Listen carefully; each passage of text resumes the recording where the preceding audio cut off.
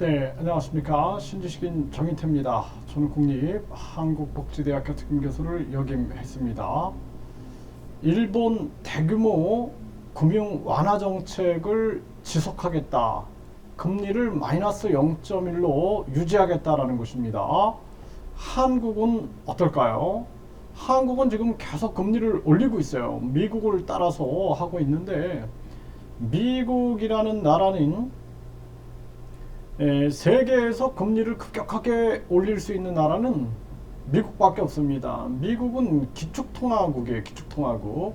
그리고 전쟁 위기를 만들어서 무기를 판매할 수 있는 나라고, 뿐만 아니라 세계 기업들을 반협박을 해가지고 자기네 나라로 오게 해가지고 메이드 인 아메리카 정책을 쓸 수 있는 게 미국입니다.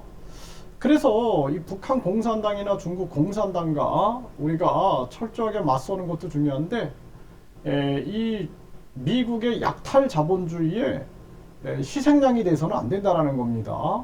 지금 일본은 이런 걸 알기 때문에 대규모 금융 완화 정책을 지속하면서 금리를 마이너스 1에서 유지를 하고 있는 겁니다.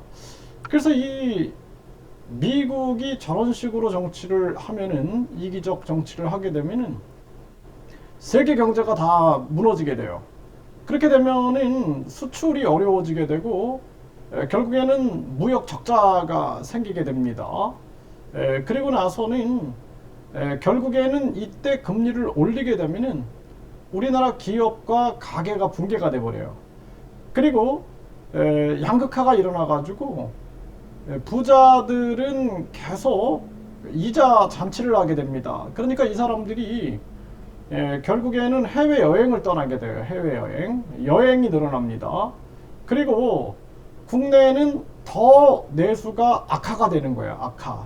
이렇게 되는 겁니다. 그래서 일본은 마이너스 0.1 금리를 유지하니까 지금 미국이 저런 정치를 해도 한국보다는 덜 무역 적자가 나타나고 있는 거고, 그리고 일단은 한국과 비교했을 때 한국이 금리가 3.25를 지금 유지하고 있는데, 이렇게 되면은 한국과 일본이 비교했을 때 한국인들이 이자 잔치를 해가지고 일본으로 해외여행을 떠나는 거예요. 해외여행을.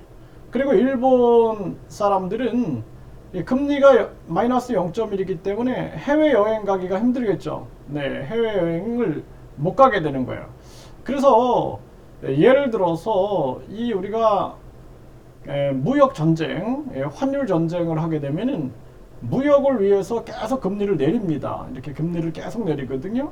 근데 역환율 전쟁을 하게 되면은 금리를 막 올려요. 미국이 지금 금리를 막 올리고 있거든요. 미국이 금리를 올리게 되면은 결국에는 미국 사람들은 이제 수입을 하게 될 때는 굉장히 싸게 수입을 하게 되지만, 반면에 미국 사람들이 자기들의 금리가 높기 때문에, 그렇기 때문에 이제 해외 나가는 것, 우리 해외 관광객들을 유치하는 거에는 어려움이 있죠.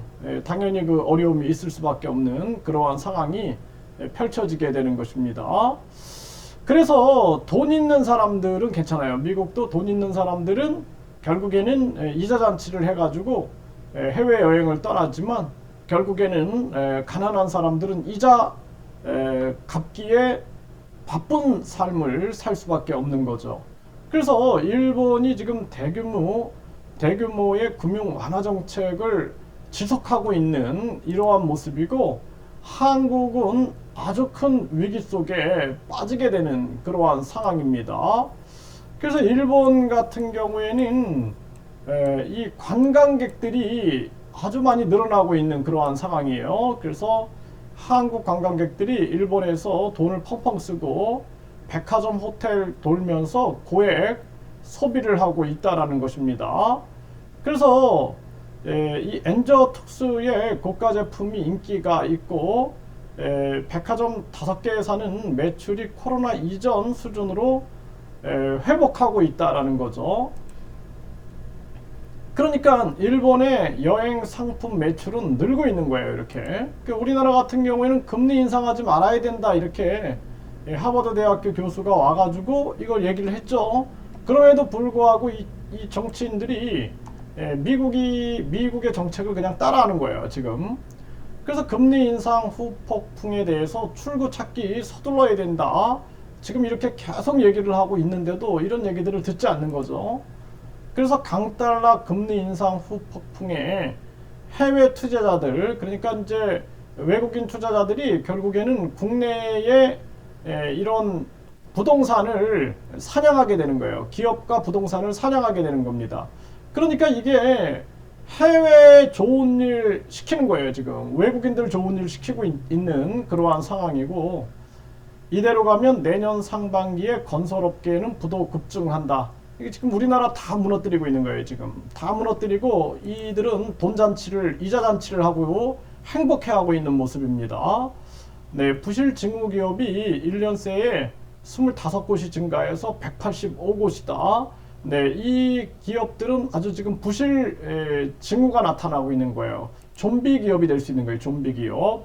네, 우리나라 100대 기업 중에 18곳이 좀비 기업이다라는 거예요. 이자 낼 돈도 못 벌었다라는 거죠. 네, 경기 침체, 고금리 겹치면서 부실 징후 기업이 3년 만에 다시 증가되고 있는 그러한 상황이고, 구조조정 대상 기업이 185곳이다. 3고에 한계 기업이 급증하고 있다라는 겁니다.